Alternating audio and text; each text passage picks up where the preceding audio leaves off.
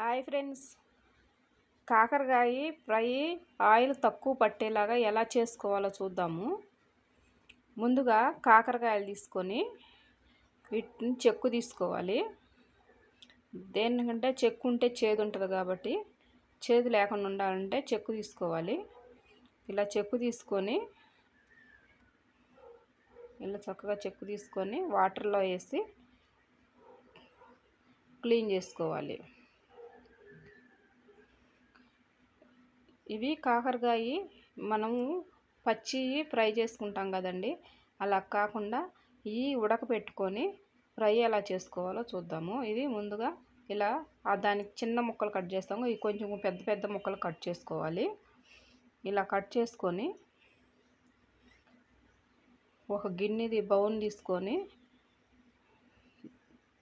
దాంట్లో బౌల్లో వేసుకొని దీనికి కావాల్సిన కొంచెం సాల్ట్ వేసుకోవాలి. సాల్ట్ వేసుకొని ఒక కప్పు మజ్జిగ పోసుకోవాలి.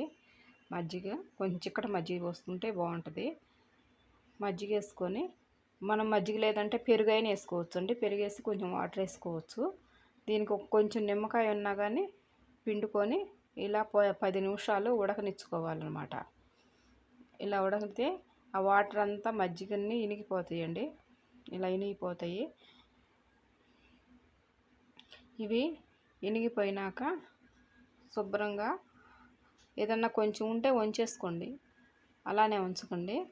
ఇనిగిపోయిన కొంచెం వాటర్ ఏమైనా ఉంటే వంచేసేసి మన పెద్ద పళ్ళెం ఉంటుంది కదా, మన దగ్గర ఏదన్నా ప్లేట్ ఉంటుంది కదా, దాంట్లో వేసి 1 గంట సేపు ఎండలో పెట్టండి.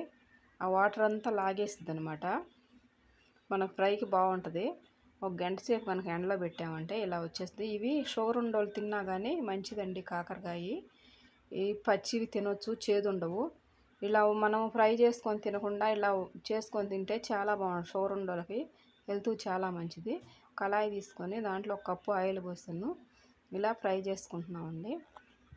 గోల్డ్ కలర్ వచ్చేదాకా ఫ్రై చేసుకోవాలి. ఇవి కాకరకాయ చేదు ఉండదు కాబట్టేసి చాలా బాగుంటుందండి. ఎవరైనా తినొచ్చు, పిల్లలతో సహా తింటారు ఇష్టంగా. కాకరకాయ మనకి ఒంటికి కూడా చాలా మంచిది. హెల్త్ ప్రాబ్లమ్స్ ఉన్నా కానీ కాకరకాయ తింటే తగ్గిపోతుంది. ఇప్పుడు కొంచెం కరివేపాకు వేసుకున్నాము. దీంట్లోకి కారము మేము ముందుగా చేసి పెట్టుకున్నామండి. కొంచెం పల్లీలు, కొబ్బరి, ఎల్లుల్లిపాయ, కొంచెం సాల్టు, కారం ముందుగా చేసి పెట్టాను అనమాట. ఆ కారం వేస్తున్నాము. చూడండి ఏగిపోయినవి. ఇవి పిల్లలు కూడా చాలా బాగుంది. మనం ఏదన్నా కర్రీ చారు అలా చేసుకున్నప్పుడు చేసుకుంటే బాగుంటుంది. మీరు కూడా ఒకసారి ట్రై చేసి చూడండి.